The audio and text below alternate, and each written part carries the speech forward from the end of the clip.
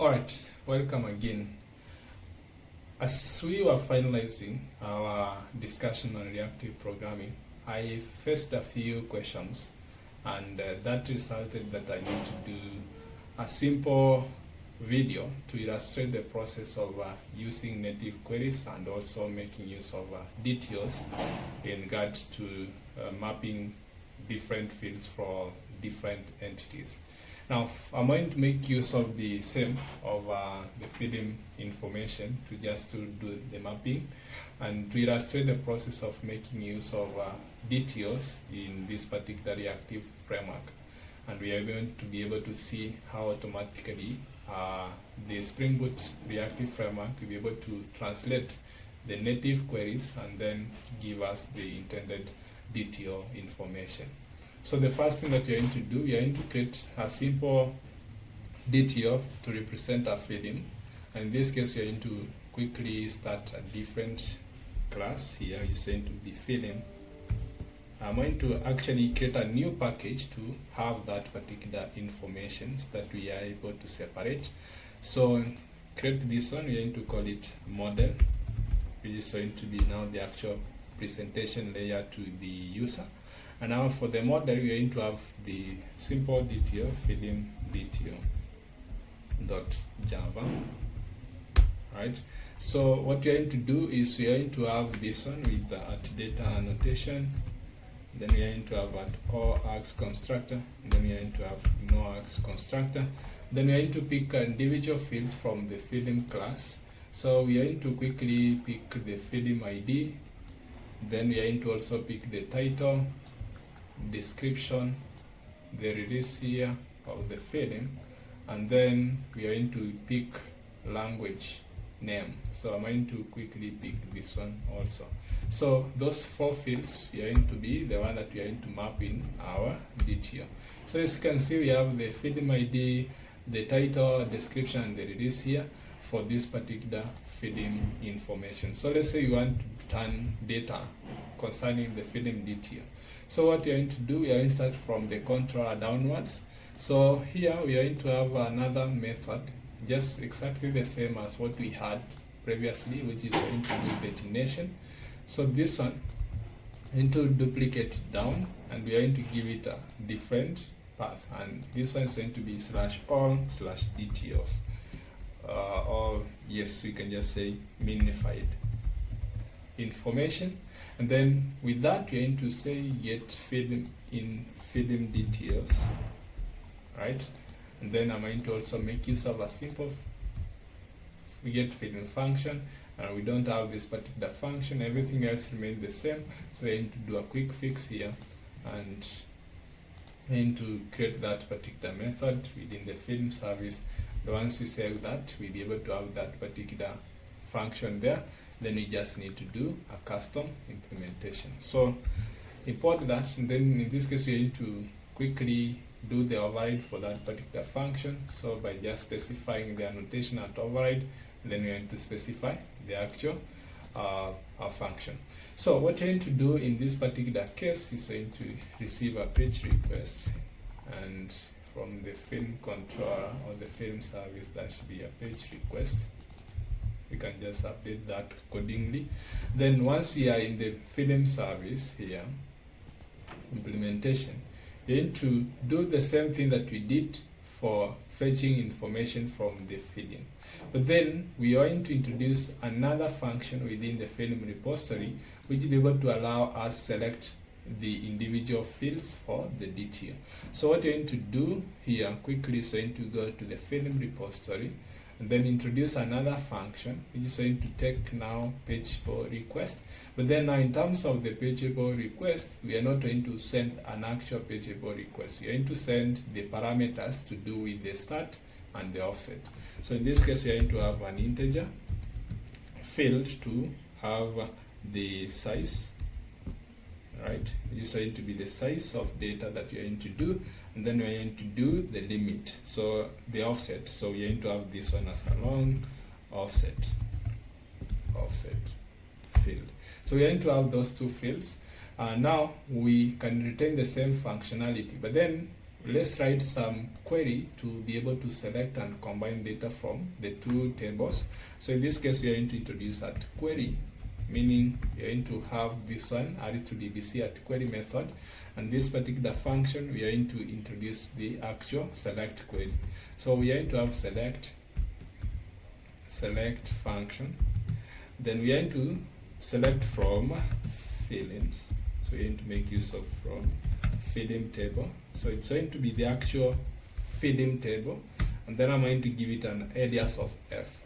Then we are going to join this one with table of language. So language table, and then this particular language should be the actual correct spelling, language table. I'm going to give it an alias of L. Then we are going to specify the method, the way of joining these two tables, and that is by making use of on keyword. So this one is going to be on, into in a join or join that on the particular field from the foreign, which is the film dot language underscore ID, as that is the column name, equal to, so we're going to specify equal to L dot language ID. So we're going to make use of that as language ID to have the two fields. Then once you have joined these two, then what you're going to do, we need to, for us to be able to do the correct sizing of data or slicing of data, we need to sort them. So I'm going just to sort them by order by. So we're just going to make use of caps here just to give you context. Order by, and in this case we're going to order by f dot film ID underscore ID. As you can see, this is coming from the actual definition of the film ID here. So I can just take that and you'll be able to confirm that it's going to be ordered by f dot film ID. Now once we have ordered this one, we are going to now limit the records. So you need to make use of limit, and then we are going to specify this particular limit. So I'm going to give the same naming as that. So it's going to be limit to pick the limit. So you make use of full colon followed by the keyword of the variable within your function, and this is going to be limit. Then offset, you're going to make use of offset value. So you can just say offset it with, and limit I can try to make use of caps to just give you context. Then offset, we are going to again make use of full colon followed by the keyword of the variable name, in this case going to be offset. Alright, so that is how we do the simple implementation of pagination and combining data. But then we haven't selected the actual fields that we require. So I'm going to select everything from the film table, which is going to be f dot star. Then I'm going to also select the language name, so it's going to be L dot name. Okay, so once we have all this, then it will be simple for us to be able to map that particular function. So we have our method ready. So what you're going to do is go to the film service implementation and actually pick the first two records here up to this point for counting, and then you're going to make use of that. Then in this case we are going to supply, instead of now supplying the page requests, we are going to supply the page request dot size. So we are going to get page size. That is going to be our limit, and then we are going to say page request dot get offset. So it's going to have the offset already set. Now in this case we are going to proceed and do map, and then we are going to get this particular tuple and we are going to map it to a page. So we are going to make use of new page implementation. Then for this particular page implementation, we need to get the actual lists of data that we have. So this is going to make use of the t.getT1, which is going to give us the list of film. Then we are going to also supply the page request information, and then at the same time we are going to supply the total count, which is going to come from the tuple.getT2, right, which is the long value. Then that will be able to mark the end of this particular implementation of the field. One last thing that we need to do is instead of us returning the field information, we need to return data to do with the field DTO. So we go back to the controller, and then instead of field, we are going to return DTO. So that means we need to update everywhere with this particular. We go to the service also and update this one to be a field DTO that way. And then we go again to the film service interface. We are going to update that with film DTO. And then we go to the repository layer. Instead of us getting the actual film, we are going to get the film DTO. So all that updated, we can be able to save that, and everything now is clear on our application. So everything is set. Now we can run the application just to confirm the operation. So in this case, I'm going to run the application, and we'll be able to confirm the data that we are getting back. Alright, so our application is started. Let's go to the REST HTTP. So previously we had this particular function. So what I'm going to do is quickly have a function which is going to be from film controller, then minified. Right, so I'm going to update this one to minified, whereby I'm going now to say /all, then /minified information.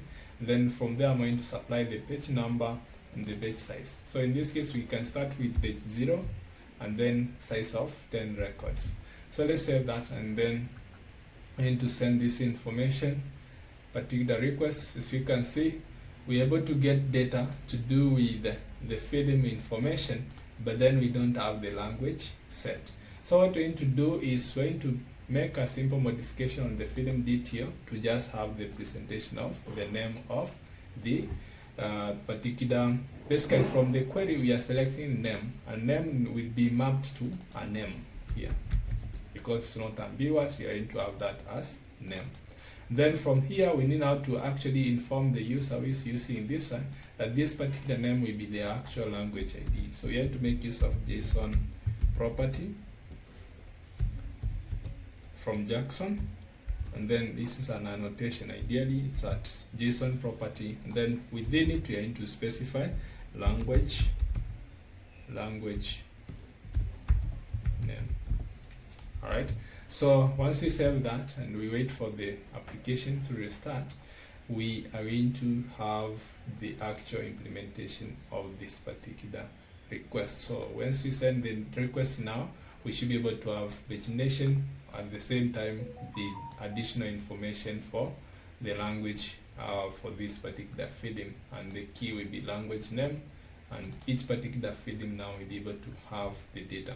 Now if I want to go to the next phase of the page, I'm going to go to page, let's say we go to page 10 and we query 5 records, and if I send that, you'll be able to see I'm on page 50, page 10, page number is 10, the page size is 5, and then the offset is going to be 50, because each particular page has different number of records. So that is for page 10 times 5, that will be able to give us the offset being 50, and that is how we are going to get, and the total number of pages is going to be 200, and then the total elements within the DB is going to be 1000. The size is 5, number is 10.